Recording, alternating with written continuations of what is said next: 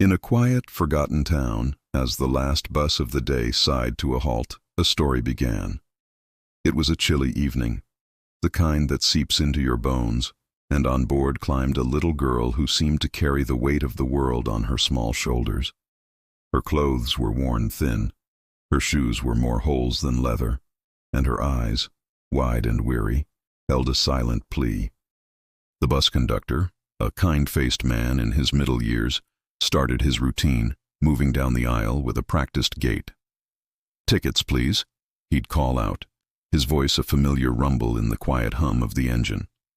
He made his way through the sparse crowd of passengers until he stood before the little girl. She flinched, her gaze dropping to her tiny interlocked hands. She looked as if she wanted to shrink and disappear. "Ticket, please," the conductor repeated, his voice softer this time, noticing her distress. A single tear traced a path down her dusty cheek. She looked up, her voice barely a whisper. "I don't have any money, but I just want to go home." A hush fell over the bus. A few passengers glanced over, some with pity, others with annoyance. You could feel the judgment hanging in the air, but the conductor saw none of that. He saw a child, lost and scared, who just wanted the comfort of home. His heart, weathered by years of thankless work, softened in an instant. He placed a gentle hand on her shoulder, a simple gesture of reassurance. "Don't you worry, child," he said, his voice warm and comforting. "Tonight, you ride for free." The girl's face, once clouded with fear, lit up like the dawn. It was a pure, unfiltered expression of relief and joy. She threw her small arms around his legs in a tight hug. "You're the best conductor ever," she exclaimed, her voice filled with all the innocence of a child. "Thank you." The man just smiled, patting her head. To him, it was a small thing, a bent rule, a moment of compassion that would be forgotten by morning. He didn't expect a thank you, let alone anything more. But for that little girl, it wasn't a small thing. It was everything. It was a lifeline, a moment of grace that she would carry in her heart for the rest of her life. Years melted away like snow in spring. The world turned, seasons changed, and the little girl was no longer a little girl. She grew up with a fire in her belly, fueled by the memory of that kindness. She studied hard, worked harder, and climbed the ladder of success with a determination that surprised everyone. She became a respected businesswoman, the founder of her own successful company. She had everything she could have ever dreamed of: a beautiful home, a respected name, and the means to help others. But no matter how high she soared, she never forgot the man on the bus. She never forgot the feeling of that free ride home. One crisp autumn afternoon, after a particularly grueling board meeting, she decided to clear her head at a local coffee shop. As she waited for her order, her eyes scanned the room and landed on a familiar face. He was older now, his hair a distinguished silver, his eyes carrying the familiar weariness of a long life. But the kindness was still there, etched in the lines around his eyes. It was him, the conductor. Her heart leaped. She walked over, her steps hesitant at first, then more confident. "Sir?" she began, her voice soft. "Do you remember me?" The man looked up, his brow furrowed in concentration. He squinted, studying her face.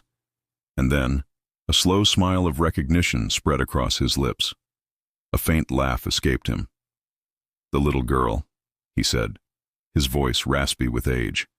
"The little girl without a ticket." They sat down together, two strangers connected by a single moment decades ago. He told her about his life. It hadn't been easy.